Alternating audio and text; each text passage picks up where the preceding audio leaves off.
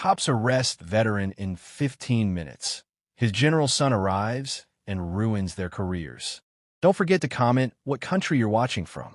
It was a quiet morning in Fairview Heights, a typical suburban neighborhood. Don Williams, a 72-year-old African-American man, was walking home after buying bread. With his worn cap and slow gait, he greeted his neighbors as he did every day. What he didn't realize was that just a few feet from his house, a patrol car would stop him without explanation. "Stop right there. Show us your hands," one of the officers yelled, pointing at him as if he were a criminal. Don, confused, slowly raised his hands. "Officer, what's going on?" he asked, his voice trembling. "You match the description of a suspect," one of them replied, not bothering to check anything. Without giving him time to explain, they handcuffed him in front of everyone. Some neighbors watched from their windows, but no one intervened. Don tried to speak. "I live here. I'm an Army veteran. This is my house." But his words fell on deaf ears. "Yeah, right? Everyone says the same thing," the second cop scoffed, pushing him towards the patrol car. Don looked at the ground, his dignity wounded, but offering no resistance. He knew that raising his voice would only make things worse. One of the agents even chuckled. "Crazy old man, probably escaped from some center." The contempt in his tone was as evident as it was unnecessary. Meanwhile, at a military base just a few miles away, Colonel Arthur Stevenson was checking his phone when he read a text message from his neighbor. "They're arresting your dad in front of your house." Without losing a second, he jumped into his military vehicle. His uniform was impeccable, his face tense. He knew all too well the risks of an older African-American man being misunderstood by the police, even if he had done nothing.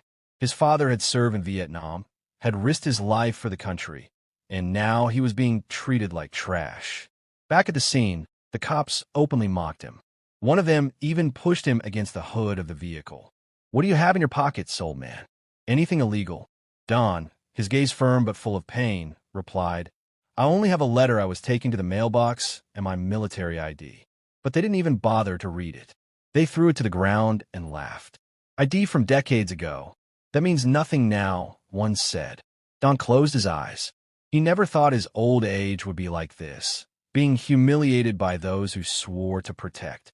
At that moment, a military patrol car arrived at full speed. Don could barely turn his face when he heard a powerful voice shout, "Take those handcuffs off my father now." The cops froze. One of them murmured, "That's not." But it was too late.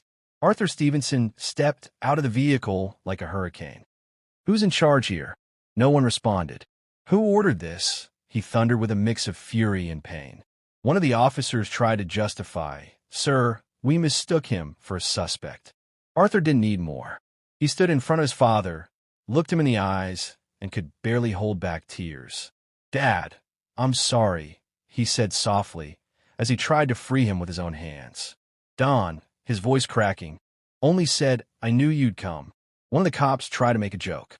Wow, this got dramatic, but the others silenced him with an elbow, sensing for the first time that the situation had gotten out of hand. At that instant, more military personnel began to surround the place. The silence was absolute. Neighbors started coming out and recording with their phones. Arthur's face, full of indignation, reflected everything his family had lived through, a lifetime of struggle to end up like this. "Do you know who you just arrested?" he asked with contained rage. No one answered. "This man is not a criminal. He's a national hero. He was decorated 3 times. What you've done is unacceptable, and you will answer for it." Don could barely stand. Arthur held him. The power in that moment didn't come from a uniform, but from the pain. If you're liking the story, don't forget to like, subscribe, and comment what you think, because what was about to happen was just the beginning. The shame on the cops' faces grew as more military authorities arrived, and the neighbors' cameras captured every detail.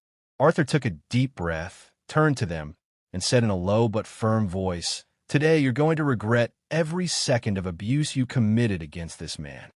Don looked up for the first time. He didn't feel alone, but the damage was already done, and the consequences were about to begin. Don still had handcuff marks on his wrists when a local police superior appeared on the scene, alerted by civilian reports and the unusual presence of military personnel. He looked at the scene confused. But Arthur gave him no room to ignore the obvious. "Are you going to do something, or do you also consider this a misunderstanding?" he asked in an icy tone. The police commander barely murmured, I need to understand what happened here." As the involved officers tried to explain with vague phrases like, "He seemed suspicious," or "There was a report of an elderly person wandering," no excuse held up.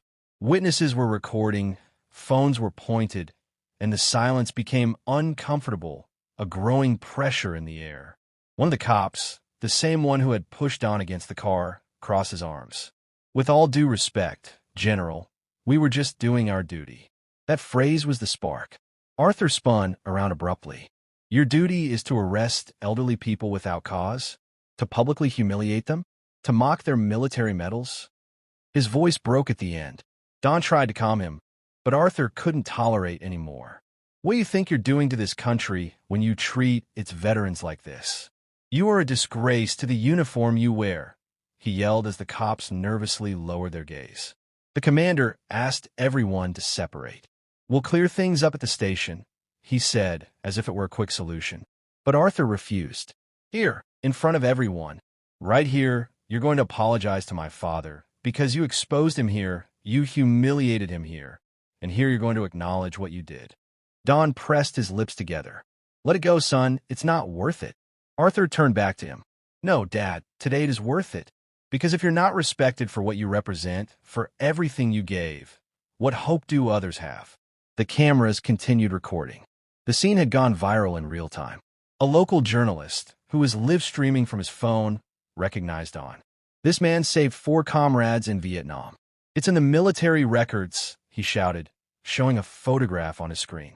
People started murmuring. Some neighbors approached and told how Don always helped in the community, taught children to read, and had never harmed anyone. The figure of the unjustly arrested veteran began to symbolize something bigger: the weariness of abuses, the dignity that is non-negotiable. One of the cops finally lowered his head. "I'm sorry, Mr. Williams, we shouldn't have treated you like that." But the words were hollow. The crowd was already angry. Arthur took a deep breath and, without looking at the officers, took a witness's phone and recorded a message. "This man is my father. They arrested him without proof. They humiliated him, but here we are. Let the whole country see this. Let it be known what's really happening." That video went viral in a matter of hours. Thousands began to share it, and what seemed like just another case became a national wake-up call. Within a few days, the mayor publicly apologized. The 2 officers involved were immediately suspended. The precinct opened an internal investigation and committed to implementing mandatory training on civil rights and treatment of older individuals. Arthur was invited to speak at a congressional session about respecting veterans and institutional racism. But he only asked for one thing: that never again should another son have to witness his father being humiliated for having the wrong skin. Don, for his part, went back to walking around his neighborhood, as he always did, but now every person who saw him bowed their head in respect. Some approached him to thank him for his service. Others simply hugged him. He never sought fame or revenge. He just wanted to be treated with humanity. His story, however, inspired thousands. Letters from all over the country arrived at his mailbox. Young people visited him to hear him speak about history, values, and resilience. In a later interview, Don said a phrase that became a motto for many: "You don't fight for recognition, you fight so that others can walk with their heads held high." His son Arthur, with teary eyes, only added, "That's the true general in this story." And he was right, because a uniform can be taken off, but dignity, when defended, becomes eternal. You never know who's behind the mask. Appearances can be deceiving, but respect and dignity should always be non-negotiable.